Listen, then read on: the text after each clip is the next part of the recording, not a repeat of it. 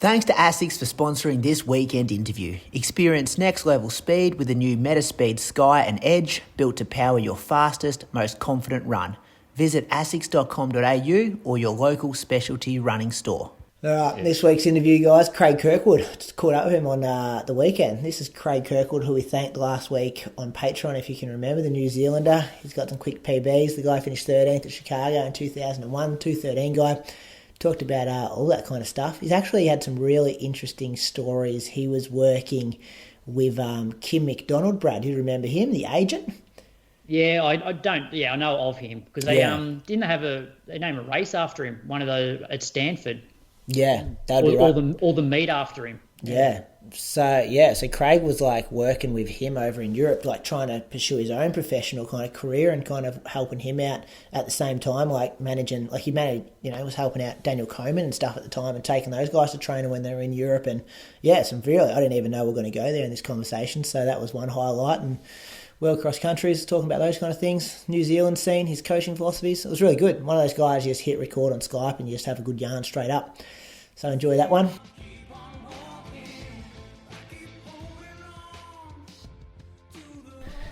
All right, for the interview this week on the Inside Running podcast, I'm very thankful to be sitting down with Craig Kirkwood over there in New Zealand. We mentioned Craig last week on the podcast. We thanked him as a Patreon supporter and then discovered he had some pretty fast PBs and thought this is definitely a guy we need to get on the podcast and talk all things running. Welcome to the show, Craig.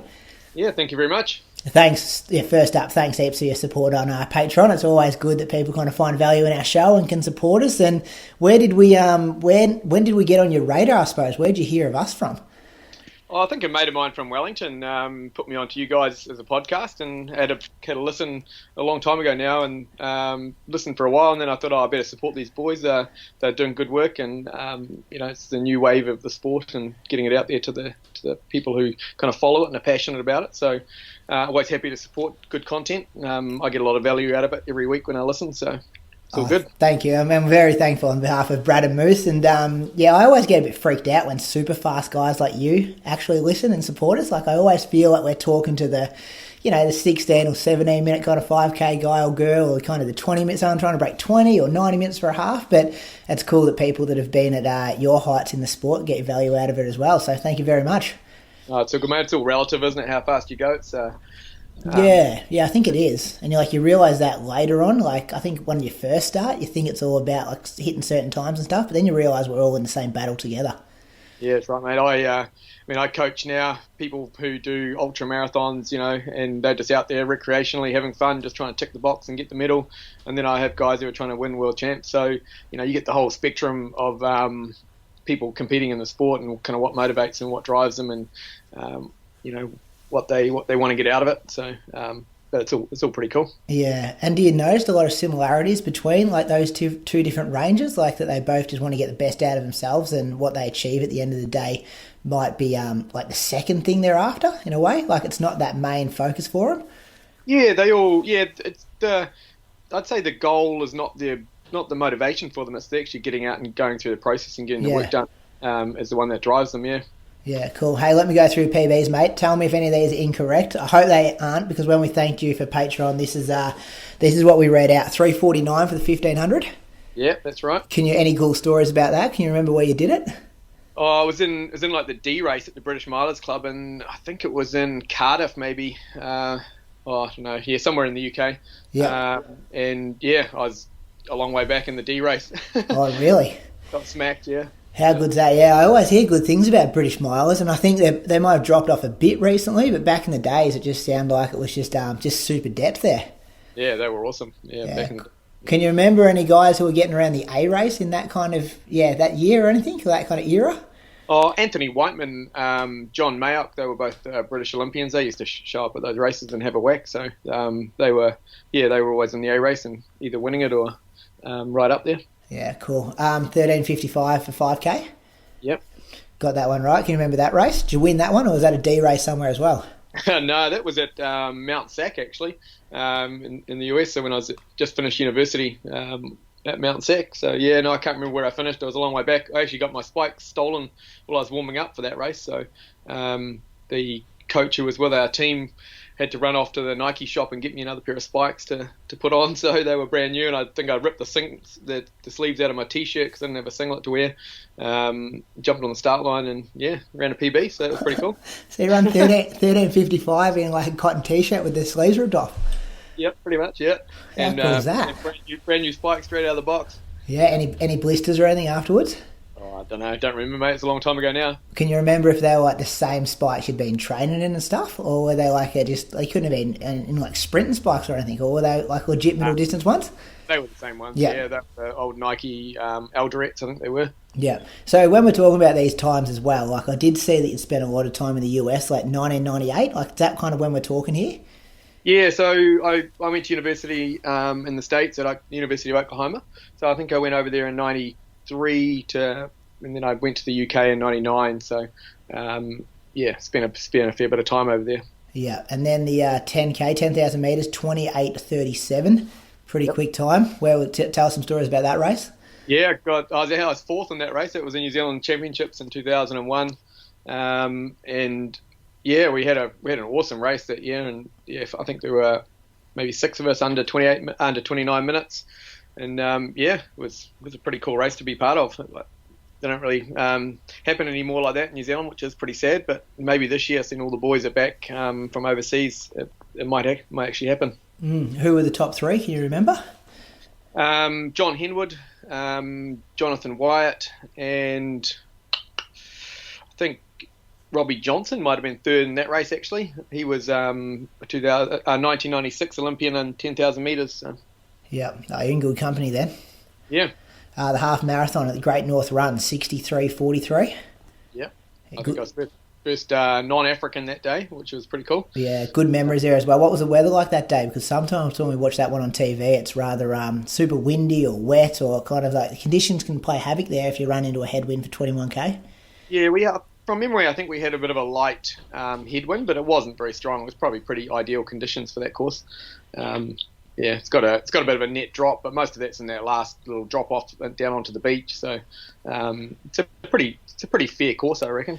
Yeah, I always, like, when I looked at your results today, like, they've got an asterisk next to it because it is a net downhill, but, like, it doesn't seem like it's, like, an advantage net downhill. Like, it doesn't seem fair that it has an asterisk next to it. No, I think you're right.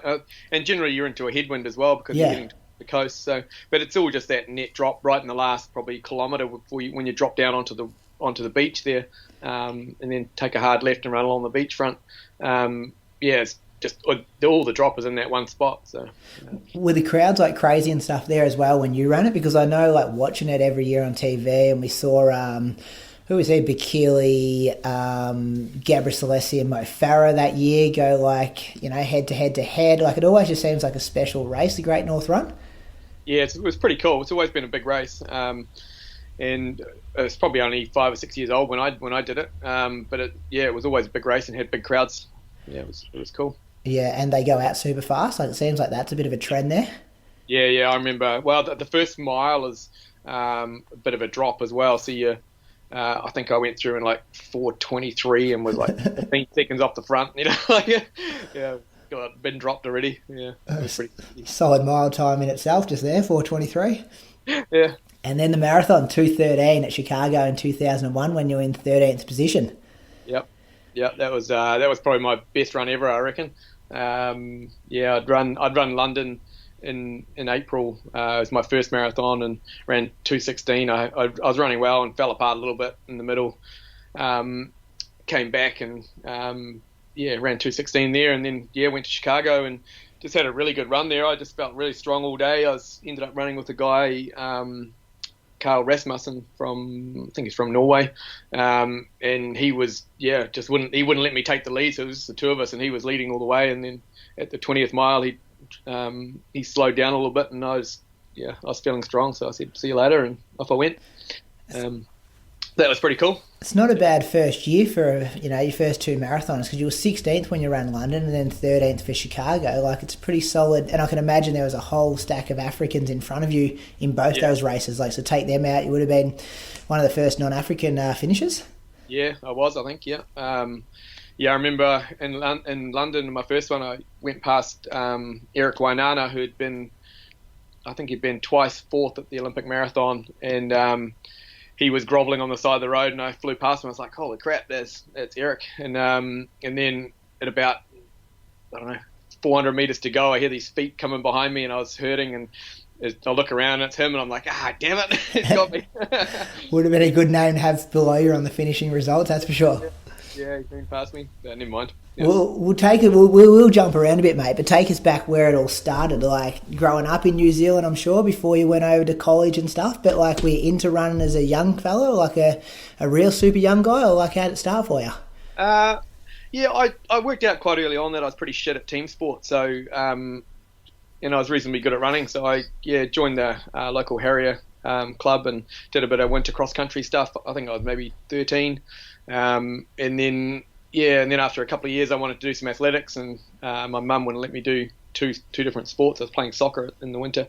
I was sailing yachts in the summer, actually, that's what it was. And she wouldn't let me do that and do athletics, so I had to quit one of them. So I quit sailing and took up athletics, and ran pretty well through school. Got some reasonable placings. I never won a schools title or a junior title, but I was always kind of right there, on the podium or there or thereabouts. So it's some good results, and then went to the US from there. And when you say like shit at team sports, like you mean your hand-eye coordination, your ball skills and stuff like that, or you just didn't like playing the team cooperation game with your peers, or what do you mean by shit at team sports? That's a good question. No, I think it was more my tolerance for teammates, to be honest.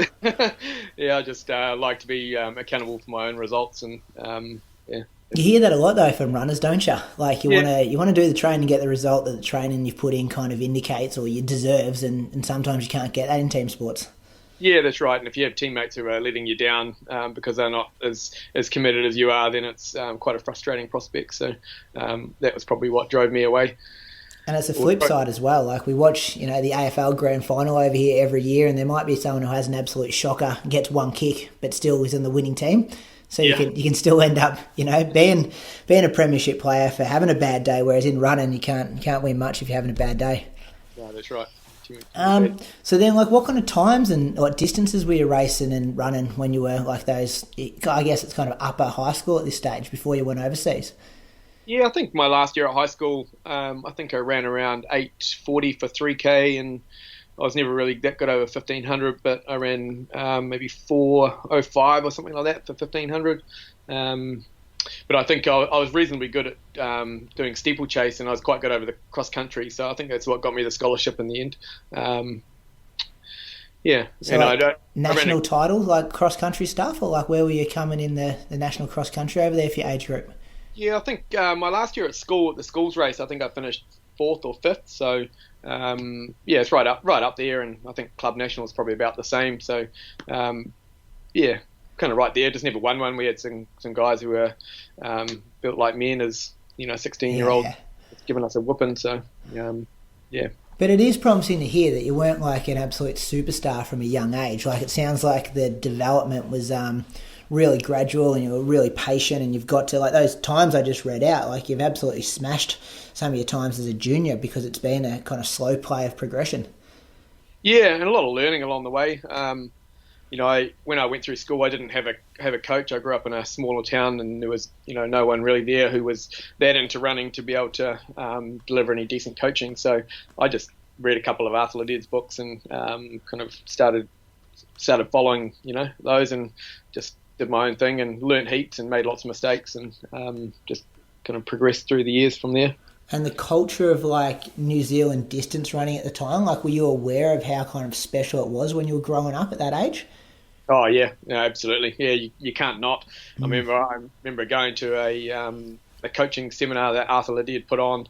I don't know, I might have been 15 or 16, and he had us out on the track, and you're doing some 200s, and he's like, and I remember him saying, "Oh, this boy can run," and that's a massive boost to your confidence when someone like Arthur kind of says that to you. So that was pretty cool. But yeah, no, it was awesome back in the 80s in New Zealand. There was some great series on TV. All the big races were on over summer, and they were televised live, and lots of internationals used to come and race, and they were awesome meetings. And John Walker was still running, so it was awesome to watch the those guys hoon around the track and smash out some good races. Well, that's the other thing. You got to watch like the dominance on the world scale as well. Like you turn your TV on and watch the Olympics and Com Games and World Champs, and there's New Zealanders up the front. Yeah, it's been a while since that's happened. Nick Willis has really changed it for New Zealand, I think, over the last few years, and he's given a lot of people a lot of belief that it can be done. So, which is great. It's a pretty good like this longevity as well. Like he's been up there for a long time now, being a pretty good role model for New Zealanders. Oh man, it's amazing, isn't it? I remember, and when I was in London in 2000, I was actually working for an athletics agent, and we brought Nick over as an 18-year-old to London to be part of the squad and just see if he wanted to turn professional straight out of school, but he decided to go to Michigan University. So that's how long he's been around, 20 years at the top. Yeah.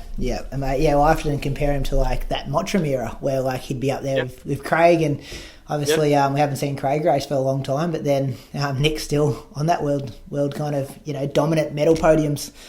It's pretty. He's still ranked inside the top kind of 40 in the world on his Olympic ranking, so it's amazing. And just has the ability to get it right at the right time of the year as well, no matter what the kind of championship is that year. Yeah, he's a very intelligent racer, and he's been doing it so long. He's honed his craft and knows exactly what he needs to do and when. So. Yeah. So why? Because we've interviewed a couple of New Zealanders who have also gone over to college in the States. Like it seems like a pretty popular option, and you've just kind of brought up that Nick did it, you did it. I know we've had on Dan Jones. I'm not sure if Dan did do it actually, but Caden Shields definitely did. Camille did. Like it's why did you go? I suppose back because it's a different kind of era, of course, as well. But it seems like a popular thing for New Zealanders to do. Yeah, it's an interesting one, and I think people have been struggling with it here for a long time because it certainly has a massive impact on our domestic scene. Yeah. But yeah, I don't know. I think it's a bit of an adventure for people, and New Zealand university is quite expensive in New Zealand, and a lot of people that do stay just kind of fall off the radar. But is that because the competition is not as strong and their mates aren't there and have gone to the States? So I don't know. It's an interesting one, but there are certainly a massive culture of people going over there. Yeah. And Oklahoma, what was that like? Oh, she was pretty interesting. It was a big culture shift from where I grew up. But it was an awesome time. We had over the years we probably had 6 or 7 other New Zealanders that were there. We had a few Irish guys, and it was pretty cool. We had good times. What were the biggest cultural differences when you got there?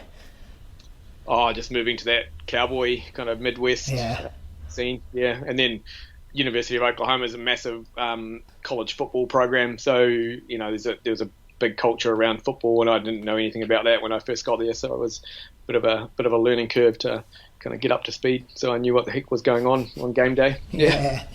Knew what you were cheering for. Yeah, exactly. And then did you notice like a big improvement in your running in those years? Because we hear both kind of sides of the coin, I guess. The people that go over and get absolutely cooked and never run well again, and then we hear of the ones who kind of almost serve like an apprenticeship over there, and they just get better and better and then turn into like good professional athletes when they come out. Yeah, I was probably in another category again, because when I went over we had, and this was back in the days before you could do any research about where you were going, so it was kind of a bit of a gamble really. Looking back at it, probably not a great gamble. But our coach there, he wasn't that hands-on, and he really gave us lots of free rein, so we were essentially self-coached, and we probably smashed ourselves a fair amount, but I don't think we cooked ourselves. We just didn't get the best out of ourselves. We were just kind of doing our own sessions and making up our own volume, and just trialing things, and some did work and some didn't, and but that's when I look back at it now, like from my coaching career, it served valuable lessons were learned in over those years where I made lots of mistakes and destroyed myself on the odd occasion. Yeah, I can imagine though that you forged some really good relationships with your teammates. Like you would have had to band together pretty well, considering you're kind of writing your own program in a way and pushing yourselves to that next level. Yeah, we had a great team. It was pretty good. We had some good guys, and I'm still in touch with all of them today. So it's it's pretty special. Yeah, that is pretty special. And what did you study over there? Sports science. Yep. Yeah. So you're kind of studying what you're giving yourself for training. Yeah, pretty much. Yeah. Gives you more scope for making mistakes, but you learn lots and understand why.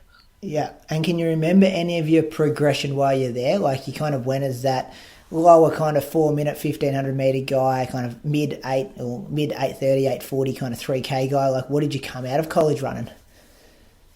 I kind of moved up to the 5K and 10K when I was at university because I didn't have that speed for 15. But I think I ran a 4:06 for the mile, which probably equates to a low 350 or 355 somewhere in there for 1500.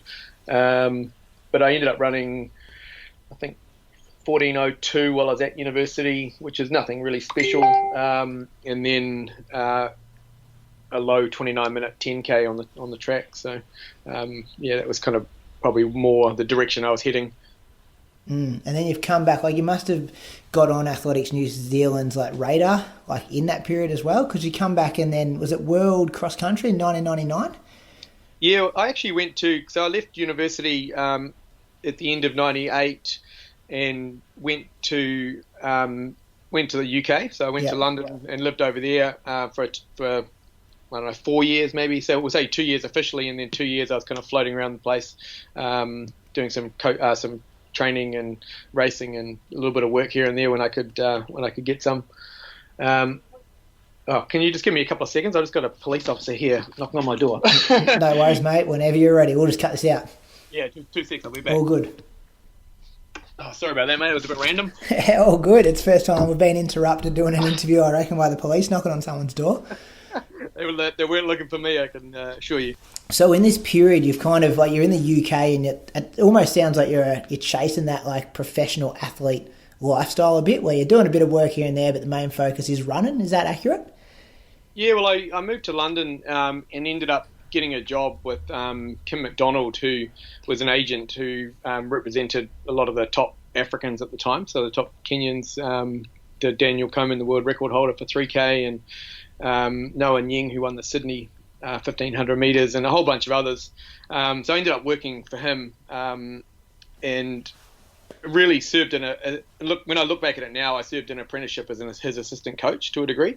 And so it also kind of dovetailed in really nicely with my athletics, and I was able to train pretty well and get a whole new perspective on what kind of high performance meant and what it looked like. And so, those were my best running years when I was living in the UK, through that kind of 4-year period from 99 to, essentially the end of 2002. So. Which included the World Cross Country there. Yeah, it did. Yeah, although neither of the World Cross Countries went that well that I raced in, but it's still pretty awesome to be part of them. Well, and a World Half Marathon Champs as well. We'll let the listeners know. So 69th at the World Half Marathon Champs in 1998, and then 106th at the World Cross Country in 1999, and a DNF at 2000 at Portugal. That's right? Yeah, that's right. Yeah, not the great stats. Yeah, but they're the hardest races in the world, those ones, because like they're sending 6. I'm sure, was it still 6 then? Like 6 Kenyans, 6 Ethiopians, 6 Uganders. Like, it's pretty. It fills up 50 spots. Fill up pretty quick. Yeah, and I remember in '99 the World Cross was in Belfast, and we'd arrived there on like the Thursday, and that was back in the old days when they had the short course and the long course races. Yeah. So on the first day, which I think was the Saturday, can't quite remember, Saturday, it was quite dry and nice, and then it started raining that afternoon, and it was just tipped it down for the whole next 24 hours. And by the time we ran on the Sunday afternoon, it was just like knee-deep mud everywhere, and it was just horrible, and I'm pretty rubbish in the mud, so I didn't really enjoy that. Ended up finishing, I don't know, 106 or whatever it was. Just really didn't enjoy it that much. That was 2099. No, that's right. Yeah, 99 was Belfast, yep. And then the next year it was in Portugal, and I'd actually got sick prior to the race and wasn't well going into it, so it was never going to be a great result. But I was hoping to do, to be respectable, but it didn't work out on the day. yeah. And Belfast, I hope I get this right. I might even cut it if I don't get it right. But was that when Sonia, did she win both of them? Or was that even Bakili he won the short course one day and then the long course the next day? Like, am I thinking that's right? Yeah, that does sound really familiar. I can't remember the exact results at the front. I was too far back to watch, to be honest. But yeah, I think that's right. Yeah, awesome. So let's go back to that, that period where you're this agent, like the representative, like the assistant coach. Like, I get fascinated about this world because we don't often get a peek behind the curtain, I guess, and know what goes on. Like, what was your role exactly? What were you doing? Yeah, so I can't remember what my exact title was, but essentially when the athletes arrived in London, my job was to make sure they were housed and had all the right kit to go to races.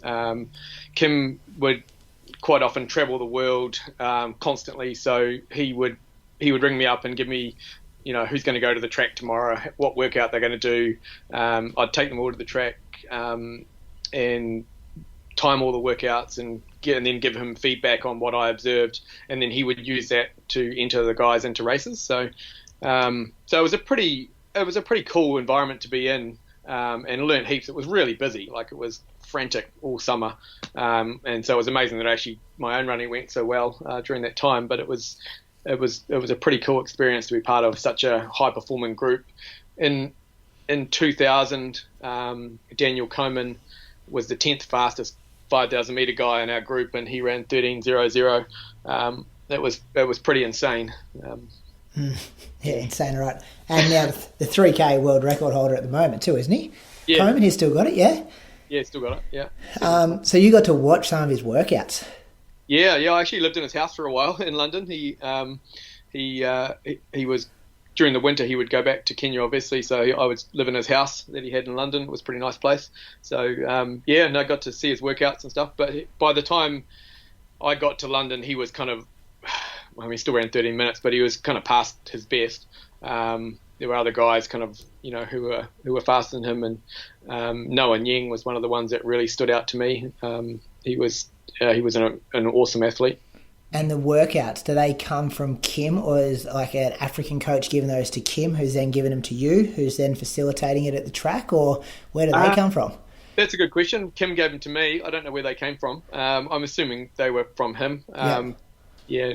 None of his sessions were anything special or anything different. They were all really standard. That was my next question, mate. I really wanted to hear some monster workout and some crazy splits. I remember the one. There's two sessions that really stood out. One was Paul Koskai, who was a 27:40 guy, and 26:40, and he did 20. I think he did 25 or 24 times 400 with minute recoveries, and he was hitting them on 60 seconds, and he had two pacemakers, and they were alternating laps, and that was pretty crazy to watch. That was right before the 10,000 meter race, and they used to have it at Oslo, I think it was. Yeah. So that was pretty cool. And the other one was right before Noah Nying left for Sydney, just before the Olympics, and he did a session of was 2K, 1 mile, 1,200, 800, 400, and it was all well under 4 minute mile pace, the whole thing. And it was, I think he finished off with 52 seconds or something for the last 400. That was pretty awesome too. Yeah, and what did you observe about the way they trained or lived, or their mentality? Anything different that kind of surprised you about how they go about things? Well, for them it's for them they don't treat running like a recreation. It's a job for them. So it's when it's business time, it's business time. And they don't get distracted. They come over to Europe to race and to make money so they can go home to their family. And they're not there for the Strava kudos or the Instagram likes. They're there for making money. So that kind of drives them a little bit differently from how a lot of people act. Yeah, and I can imagine their lifestyle. It looks good when you're watching them on a stream or some race footage, and they're winning a race and kicking down and getting the flowers at the finish line there. But their lifestyle would really be straight back to the hotel, onto a plane, do it all again 3 nights later. There wouldn't be any going out with the boys, getting on the beers and having a good time and checking out the sights and stuff while they're there, would there? No, not at all. No, I mean there might be the odd one that would do that, but not as a general rule. No, they're very disciplined. They would just go back and get recovered and get ready for the next race. Yeah. Do you think they had fun? Well, that's like, a big like living that. Yeah, like often because we get to interview a lot of people who've been at the top end, and sometimes, not all the time, but occasionally you hear like a bit of emptiness in some of the stories. Like, and it's like, is it better to sacrifice so much and to get to this level and then miss such a big period of your life where you can't have like, I guess it depends what you define fun by. Yeah, and I think it's different for the Africans, and it may be different again now, but back in my day, they really came from nothing at home, so that what they were doing was making money so they could actually keep their families alive, and it was a lot more than just running for the sake of running, and I don't know that fun had ever come into it. It was more just them, just being businessmen and making money, and so they can get home and look after their kids and buy a farm and feed the family or the village or whatever it is. Yeah, support their families, which, well, I guess that's, fun, satisfying, achieving stuff in itself. Like, gives you that sense of, commitment and stuff. So then back to you, mate. So you've gone through this period where your agent or did you ever jump in and do workouts with them?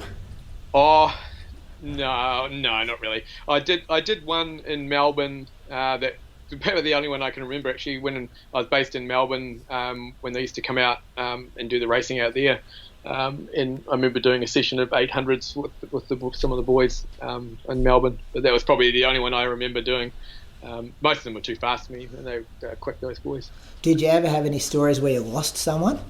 Someone never got to the start line because you couldn't find them? We've often heard that, like at the Melbourne Marathon over here a couple of years ago. I think they lost a few athletes. Oh, really? No, I never had that.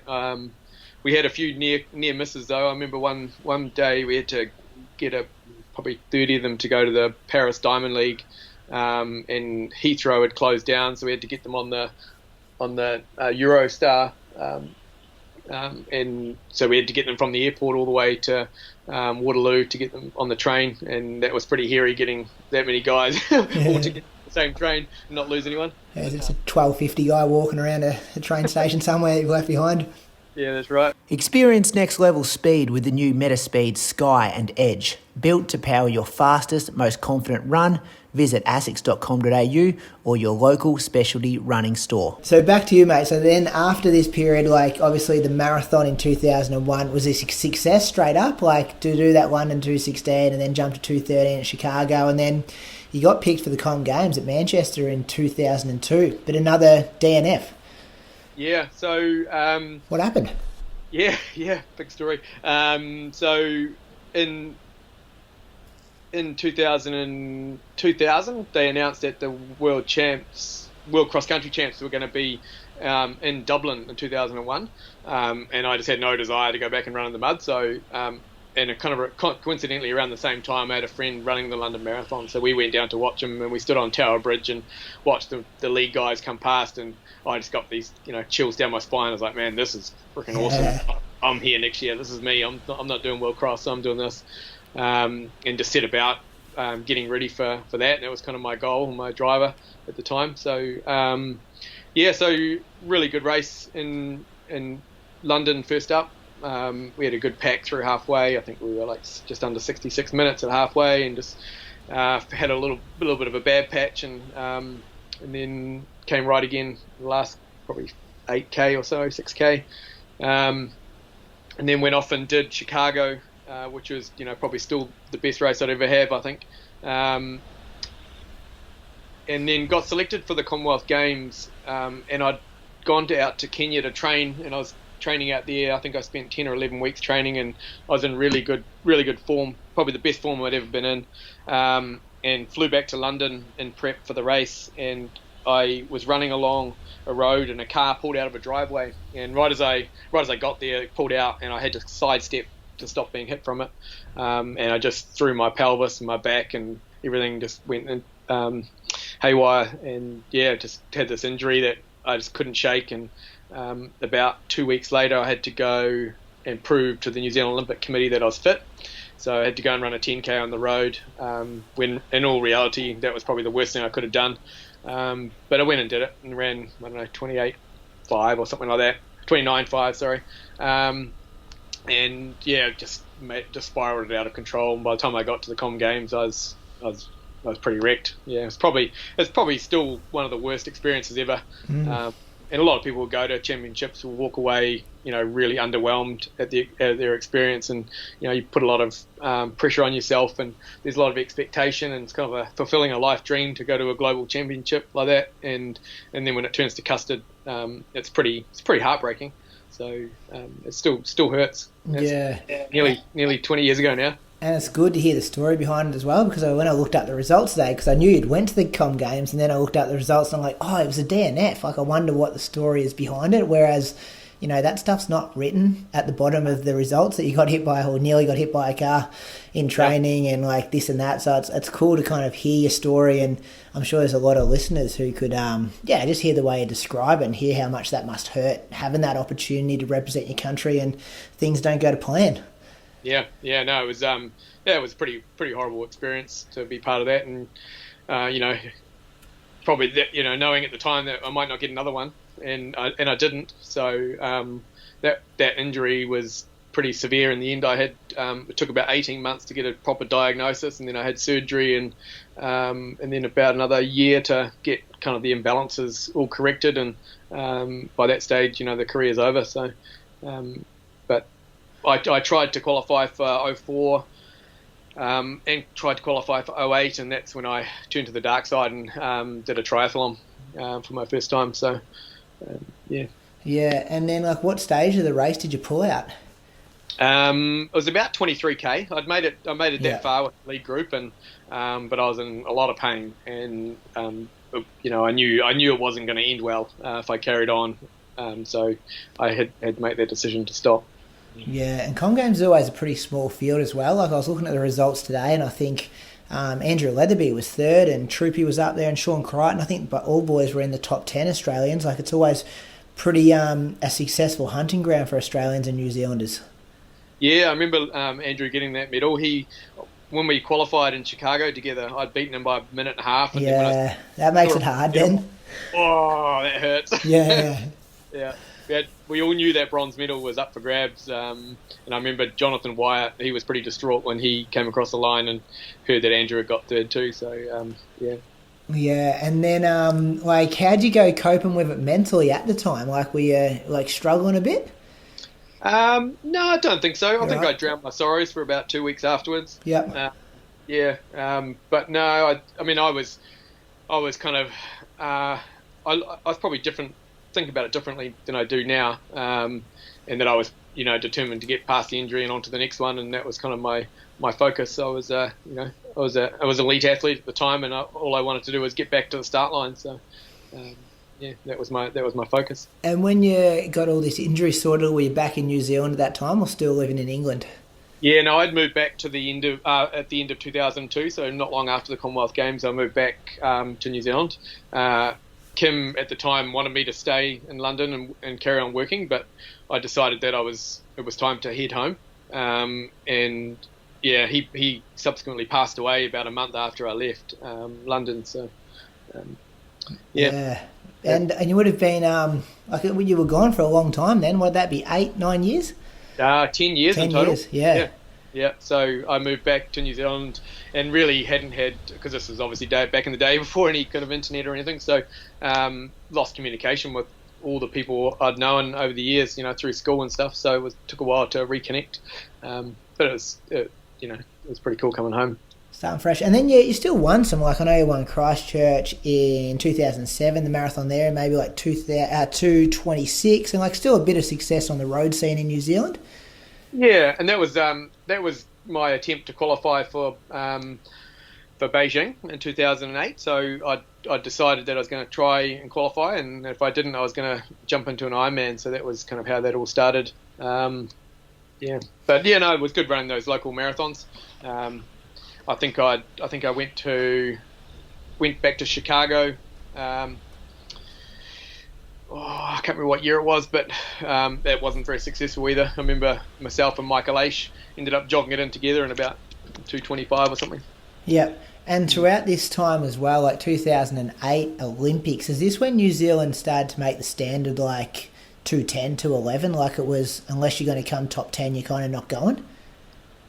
No, it was A bit later? A little bit softer. Yeah, it was still 2:13 at that point. Yeah. But yeah, now it's 2:10.5 or something. Yeah, it's pretty crazy. What do you think about that? Like you just said crazy, but like you're a coach now as well, and we've seen like Jake and Zane obviously break through, but it must be pretty hard to look up to those times you've got to run for a New Zealander to get a singlet now. Yeah, they're fast, but I think they're probably in line. Well, they're probably in line now because of the shoe technology. When they set those, they probably weren't in line, but I think the shoes have definitely made a pretty big impact on people's performances. So, I think in reality, if you're an efficient runner, you've got some alphas or some vaporflies on, then you're going to run 2 or 3 minutes faster than you probably would without them. So it's probably fair. Yeah, it seems ridiculously fast, but it's probably fair. Yeah, and we're seeing Malcolm Hicks do it as well, actually. Like he's got the time next to his name now and hopefully lines up at the Olympics next year. Yeah, right. So now tell me about like coaching. How did the coaching start for you, and what's your coaching philosophy? You've got some pretty talented guys over there. I know like Sam Tanner, 3:38, 1500 metre runner. People in Australia might remember him a couple of years ago. He came over to our national 1500 metre champs, and it was the one that Luke Matthews won. And Sam, I rewatched the video today. Sam looked good down the back straight. I thought he was going to win it at one stage there. He came out pretty much a dead heat with Matthew Ramsden, just behind Rory Hunter and Ryan Gregson. So he's in pretty good company and a pretty talented kid. And you've also got Hayden Wild, and I'm sure you've got 100 other good athletes as well. Actually, I did see that you've got the female winner from the Auckland Marathon a couple of weeks ago, but Hayden's a 1340 guy as well and a professional triathlete. So where did it start, and then how have you then built up this quite a stable? Yeah, it probably started when I was a teenager, to be honest, like going back to being self-coached all those years and making lots of mistakes and learning heaps, and that's probably where it started in its origins. But formally, in 2013, I was working in a sales job and ended up being made redundant, and just decided, look, bugger this, I'm going to go and work for myself. And I was kind of helping a few people out informally, and I just thought, right, I'm going to make a go of this and see what happens. And just started off coaching, and the stable just grew and grew and grew. And guys like Sam, he started with me when he was he'd just turned 17, I think. He'd run, I think 4:05 at the time, but he was a lot faster than that. He's a kid who did zero training and just surfed and skateboarded, and he'd run 4:05, and then within a year we got him down to 350. So it's been a cool journey so far. What's it like when you get talent like that, like especially when they're young, like trying to develop them, and 4:05 down to 3:38, it's a pretty significant jump. Yeah, it is. Yeah, it's pretty awesome, and there's more there too. I thought he was going to qualify for get the auto qualifier on Tuesday night when he ran 3:38. So, but he, wasn't that just at some little interclub meet, like on a Tuesday night? Yeah. Yeah, pretty much. Yeah, it was set up with proper pacemakers, and it was a pretty good race. I don't know if you've watched it, but it was it was set up well, but it was just on a Tuesday night club night. Yeah. So, but that was day one of the Olympic qualifying reopening. So that was the rationale behind kind of holding it on Tuesday. Yeah. But yeah, what do you do when you got that much talent at such a young age? Like, do you find that hard to control in a way? No, it's not too hard. Like, it depends on the child, or the kid, and how motivated they are and what kind of head they got on their shoulders. Sam just wants to win, as does Hayden, actually, for that matter. They just have that I want to rip people's legs off, I don't care what your name is, kind of mentality.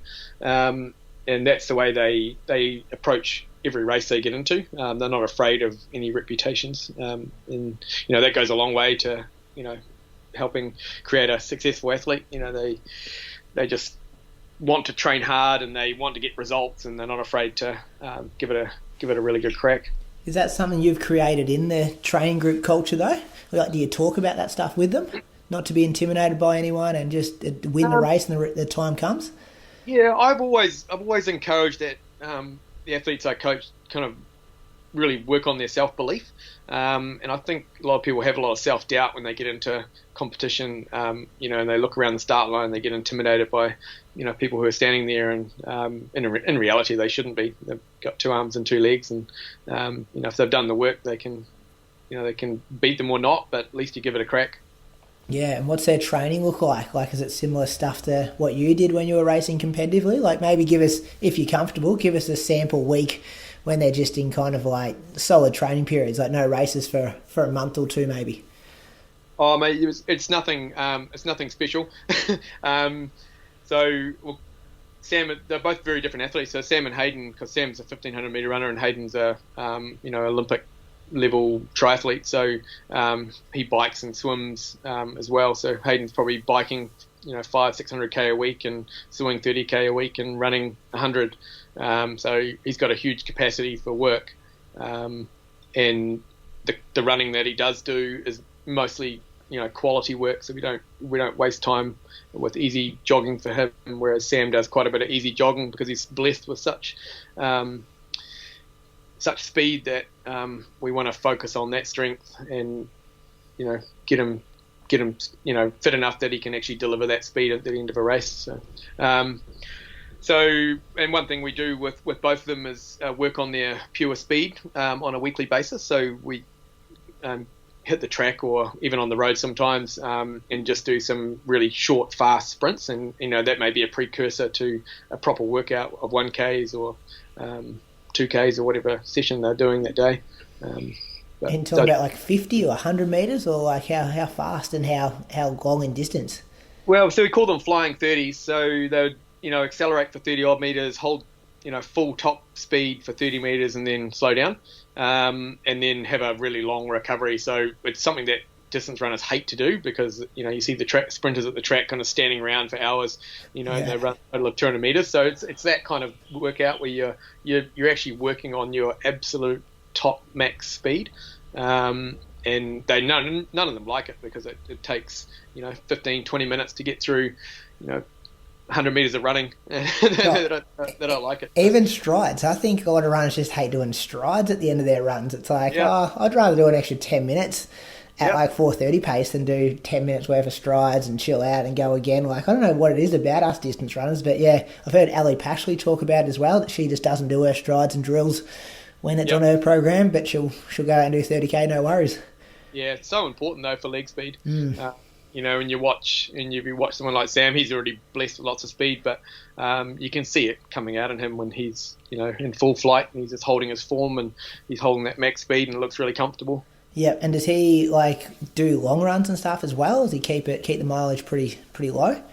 Yeah, well his long run is only about 20k, so he doesn't run that far at the moment. So we've up until probably a year ago, he was probably long run at about 16 or 17k. So we just kind of creep it up every year just to work on that aerobic engine and just his development. So yeah. Yeah, and then I guess what else can you tell me about the culture of distance running in New Zealand now? Like, with everyone home due to COVID, are we going to see like a whole lot of good domestic races, like between Australia and New Zealand? Are we going to see like a few New Zealanders over here for like Zatopek? Any names we need to watch out for? What's going to happen? Give us a peek into the future. Yeah, that's a really good question. And as shitty as COVID is for the world, it's actually been really good for the New Zealand domestic scene because we've got, all the fast guys are back in New Zealand. Matt Baxter and Geordie Beamish and those guys have all come back to New Zealand. Julian Oakley's back here. So, yeah, we've got some fast guys kind of lurking around and, we're working really hard to get everyone on the start line together. So I've been working with Athletics New Zealand, the distance team there to make sure that, we coordinate the racing and make sure everyone gets on the start line together. I'm not sure about getting over to Zatopek. I think returning to New Zealand, you have a 2-week mandatory quarantine in the hotel. So even come from Australia. Yeah, even from Australia. So anyone coming in from anywhere has 2 weeks mandatory in a hotel. So no one is really keen to travel and then have to come back. So if you're going to travel, you're going to go away for a long time, or it better be worthwhile. So I would say probably not Zatopek. I'd say we're probably more likely to have a better domestic scene this summer. Yeah, that is exciting though. And like road races, like are they back going over there? I know Auckland was a couple of weeks ago, but is there anything going to be fast on the road happening? Like could you see a fast marathon popping up, something where like local guys can hit a qualifier, or will they be still relying on going to Japan or Europe to hit a fast marathon, like Valencia this weekend, for example? Yeah, that's a really tricky one because we've got I coach Alice Mason, who you mentioned before, who won Rotorua and Auckland, and she's hit the Olympic qualifier, but in New Zealand requires her to be top 16 capable, is the way they phrase it. So she has to prove she's, or demonstrate that she's capable of running, a sub 2:30 marathon. So we have to somehow prove that to them. So I'm not sure how we're going to do it, because I don't think we've got a course in New Zealand that's suitable. We don't have the weather that's suitable, and we don't have the competition. So we're probably going to have to set up some kind of time trial environment for her. And so, just we have to wait for the New Zealand Olympic Committee to approve things like that. So no, I don't think the marathon scene is going to be that great. Probably just more of the same of what we always have. And road racing's never really been that big a thing in New Zealand. There's lots of fun runs and lots of kind of smaller races, but none of them have any big prize money, so they never draw a big field, which is probably good because it keeps everyone racing on the track, but bad in that people don't get a payday. Yeah, that's why Brad went over there, I reckon, when he won Christchurch a couple of years ago. Get an easy win. Yeah, fair enough. No, there were some good guys there that year, I think. He'll be pissed off at me for saying that. And then you've been around the sport like through an interesting era, like when we read, and that's why I like interviewing guys like you, because it's all pre-internet. Like it's, and like even to think about you were in races with Mona and Troopy and Sean Crichton and Andrew Leatherby, who we spoke about before, and in this really, for me, it's a really, I guess, nostalgic kind of like time in running, because it reminds me of my early days in running and just when I started paying attention. So it's always good to hear stories from that era. But a lot's changed between that, 1998 and 2020. Shoe technology's got better. We've got lights going around the track now. It seems with the drug stuff, there's a lot of questionable performances. Like, what do you think with your massive amount of years of experience in the sport, of the sport in general now in 2020? Big question, I'm sorry. Yeah, big question. Yeah, no, it has changed. It has changed quite a bit, but in some ways it's still the same. It's still people just running fast. Yeah. But yeah, the shoes have definitely had an impact. All the guys here are running in the new Dragonflies, or the the Victories, which has been dubbed the juice boxes here in New Zealand. So everyone's racing in those. They're hugely different from what I ran in my year, as were my shoes compared to guys running in the 60s. So it's just a technology shift. It's interesting you say that, because some people get a bit defensive straight away, saying like the jump's been too significant, whereas you've kind of just said we all just have new technology when we compete compared to 10 or 15 years before us. Yeah, I mean, it's just a change in technology, isn't it? Like, you think of the guys, like Peter Snell, back in the 800, and basically little bits of leather with nails through the bottom. Yeah. It's just a change in technology. I don't think can't get too precious about it. Yeah. It just is what it is, and you just have to accept that. My 213, maybe I can say I'd be a 210 guy if I had them on, but okay, 2.8, I reckon, mate. I'll take that. Yeah. Your word, my words, not yours. Yeah, exactly. And then what do you think about the whole state of the sport, though? Like, what's it look like in New Zealand? We were just talking last week about our funding model here in Australia, where our fastest marathoner gets offered a gym membership, and it's not great for young kids looking up to that being a possible, I guess, a future kind of career or something you can do without having to have a job to fund yourself. And like, what's it like in New Zealand, and what do you think about the state of it all over there?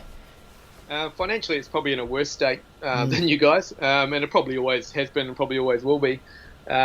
We just don't have the the population base to have that kind of funding in sport.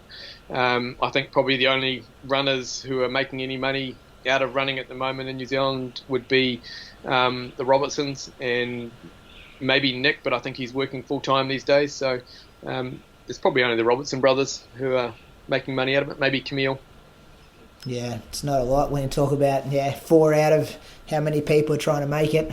Yeah, that's right. And there's no money, and you can't get any money from our federation unless you're basically medal capable. And then if you're at that stage, you don't really need the funding anyway. So it's a little bit upside down. And I've always had a bit of a bugbear about our funding model in New Zealand and the way that there's lack of support. Even for developing athletes coming through. Someone like Sam. There's no financial support for him, and he's probably the next big 1500 metre runner for New Zealand, and there's no financial support for him at the moment. So he's ran 3:38. The qualifiers 3:37. Tokyo. 35. 3:35. Yeah, you're pretty confident he'll get that though. I think he's ready. Yeah, like I thought he was going to get much closer to it the other night. He was just a little bit quick through the first kind of 200-300 metres, and then the pace dropped a little bit on the third lap, and it just cost him. Yeah. So, but I think he'll get real close, and if not, if we can get him in the right races, which is another issue being based here, is that he will get in on the ranking side of it. So. Oh yeah, and like competitiveness wise for him in a 1500, has he got anyone who can push him like the whole way, or is it really just getting training partners to take him through as fast as they can? No, there's some good guys here. Like Geordie Beamish is in the country at the moment, and he's run pretty fast. Hamish Carson, who's Yep. I think he's run 3:36 or 37, so he's here. Eric Speakman's another one. He's run 3:38, so he's here. And hopefully Nick will come back. I don't know if he is planning to, but it'll be good if he comes back for the latter part of the summer. Exciting. And you're coaching full time now, is that right? Yeah, that's right. Yep, I coach full time, and then I do a bit of contract work for other companies on the side. It must be pretty rewarding doing that for your full-time job and seeing people like work and train towards their goals. Yeah, it beats working for a living, that's for sure. Well, it doesn't feel like, I do it 2 days a week and it doesn't feel like work, does it? Like, it's kind of like, I don't know, it's very relaxing without being too relaxing. Like, it's just good. You feel like you're working on something meaningful in a way. Yeah, it's a real positive thing to do. I mean, I take great pleasure out of helping people kind of reach their best and succeed. And most of the time it works out well, and occasionally it doesn't, and you have to kind of reflect on what you've done and maybe something that you've cocked up and you need to fix for next time, and just take that learning on. So yeah, it's awesome. Yeah, and that's the thing, because every athlete's different. Like, it's not just a copy-paste job. Like, you got to really figure out what works for somebody and and try and make it work for them as an individual.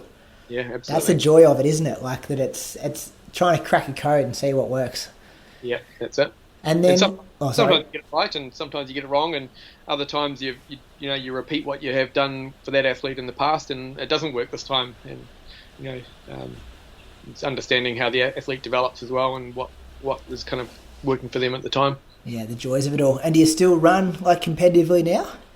Oh, not really. I jump in the odd race here and there, but I end up I keep jumping into workouts with people who I shouldn't be running with and get hurt. It's generally what happens. I keep once every month I get a sore calf or something, and I'm out for a week or so. And I'm interested, one of the final questions, mate, like that level of fulfillment you have as a coach compared to an athlete, like when you're on the track with Sam or Hayden and you've got the stopwatch going, yelling out splits, kind of, throwing out instructions, compared to when you were on the track, like how does it stack up? In terms of like how I perceive it, or? Well, just kind of like your fulfillment, like do you get the same kicks out of it, and does it do the same thing for you when you were on the track doing it? Yeah, it does. I mean, I wish I was still out there. I wish I was still 20 and I could still hoon around the track with those boys. It would be great fun. But no, it's still pretty cool. Like I really enjoy helping those boys, and I love what they bring to it as well, and how they approach the sport, which is half the battle. I think if you get people who aren't that motivated, they're not going to be in running, because it's a bloody tough sport. And if you're not super motivated to be out there, then it's not going to work for you. Yeah, for sure. And Craig, I always like to ask people what they're reading at the moment. You got a book on the bedside table? I do, but I can't remember what it's called, to be honest with you. Give me your best book of the last 6 months then. Any highlights? It would have to be Brad Beer's book, actually. The You Can Run Without Being Injured, or I think that's the title. Run Pain Free or something like that, yeah. Yeah, that's a good book. I've read that quite a few times, and every time I grab a little nugget out of that, it's a good wee read. It wouldn't be super like entertaining page turner though, would it? Like you mean more as a coaching PD, personal development stuff? Yeah, potentially. Yeah, I'd probably read it in chunks where I would, might read a couple of chapters and then put it down and pick up and read another couple of chapters after a while. But yeah, probably not page turner at night in bed. Yeah, that's what I was hinting at. Yeah, get the highlighter out and highlight some sections of it, I'm sure. Yeah, Jack Reach is always good page turner. Yeah. There we go. That's what I was after. Well, mate, I reckon I've taken up enough of your time today for a Saturday afternoon over there in New Zealand. Thanks again for your contribution to we're a self-funded kind of podcast, and podcasts are free to listen to, but they're not free to make, and your contribution helps us out, and then all of a sudden we can talk to you and hear an hour's worth of stories about running through the late 90s and early 2000s and your contributions now as a coach. So really thankful for your time, and I'm sure the listeners are going to really appreciate hearing your thoughts in this interview today.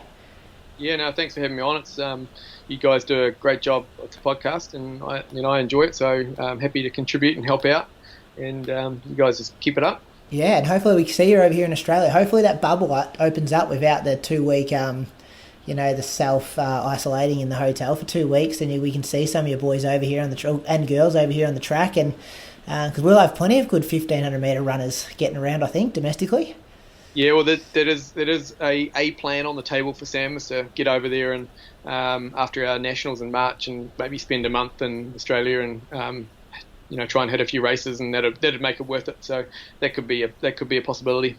Yeah, because it's going to be start throwing up those Australian 1500 metre boys' names, the Stewies and the Ramsdens and the Gregsons and the Luke Matthews. He'll be right at home in a group with those guys. Oh, he'll be frothing on that.